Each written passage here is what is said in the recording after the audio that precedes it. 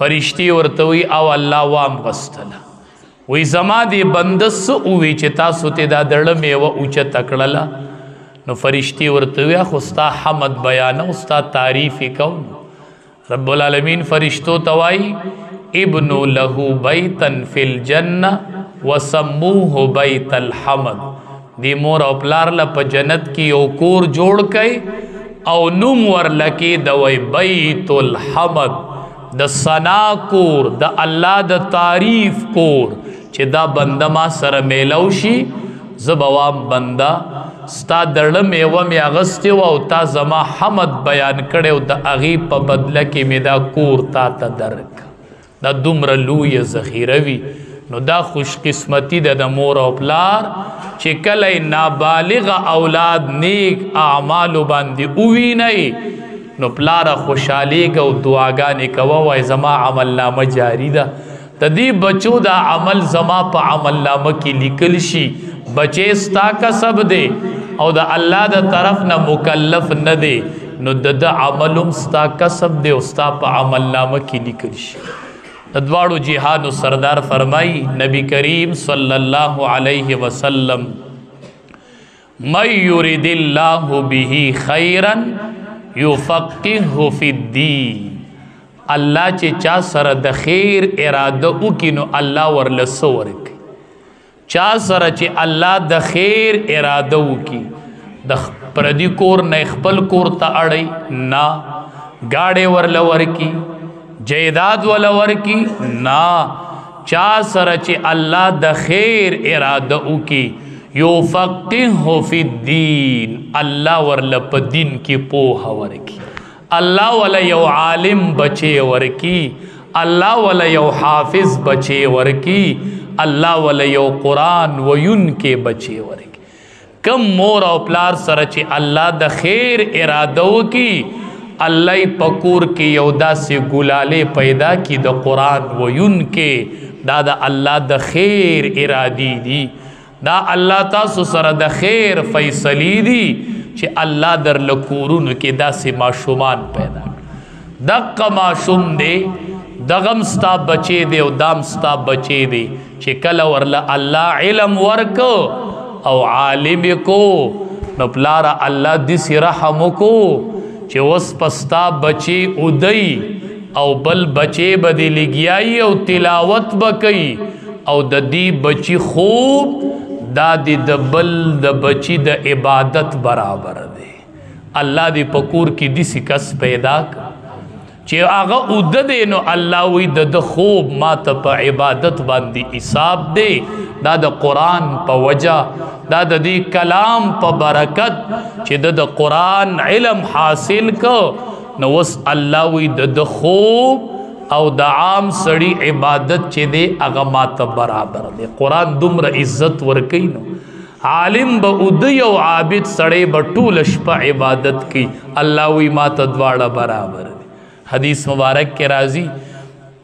چې کله الله د فرشتو درې ډلې رالیږي د تهجد په ټیم کې نو یوه ډله علماو پسې راولیږي فرشتو ته وی لاړ شي فرشتي تپوس کې الله د دې علماو سره بس کو چې مونږ ورشو الله ورته وایي وی دی له صرف ډډه بدل کوي اړخ دی به په یو طرف ودی نو اړخ ولا بدل کوي بیا ورته سوای ما نو کو ودی نو خده او کو ودرېدو نو ډیره خده که اندرېد نو بیا به سوای نه کتاب کې لاندې دقه ځای کې لیکلي دی وی نوم العلماء عبادتن خوب د علماء چې دی هغه عبادت دی ځکه الله فرشتو توای کدی ادرید نو خدا که اندریدو نو ادد عبادت د خوب ما ته د عابد د عبادت برابر دی دا د قرآن برکت دی چې اقا بچی دی او دام بچی دی او دام بچی دی نن الله دل دومره لوی مقام ستاسو به ذهن ته سوال راځي چې څنګه به د دا خوب د عبادت برابري د دې آسان مثال دا دی یو سړی راغی او اره ور سره د تاسو لرګیری بي د لرګیری بل ریبل نو دې پکې اره پس شوله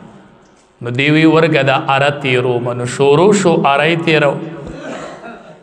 2 غنټې اره تېره کړله بیا یې لرګي ریبل نو چې ماښام ته له دیاړي ورکوې نو ته ترې نه د ارې د تېرولو پیسې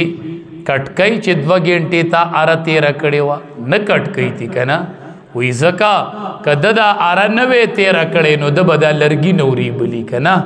نو د ارې د تېرولو ته مونږ پیسې نه کټ کوو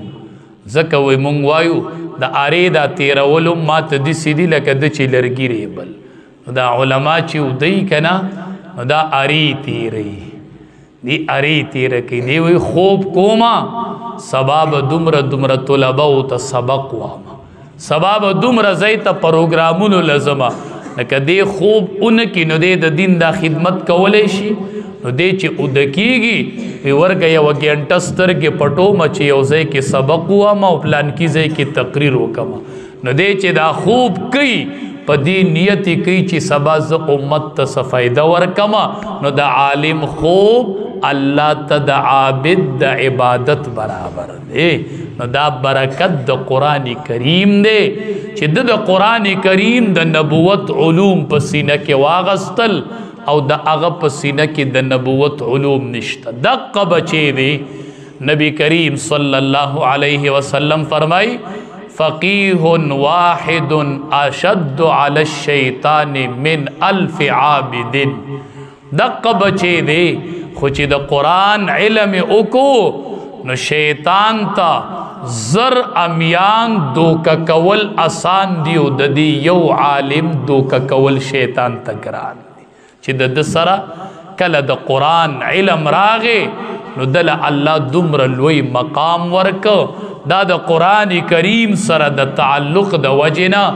او د قرآن کریم سره د قرآن کریم د علوم د زده کولو د وجنه الله دی کور کې دسی بچے پیدا ک نو دا د مور او پلار ډیره لوی خوش قسمتی ده چې الله ستاسو اولاد ته قرآن کریم پشان لوی دولت نصیب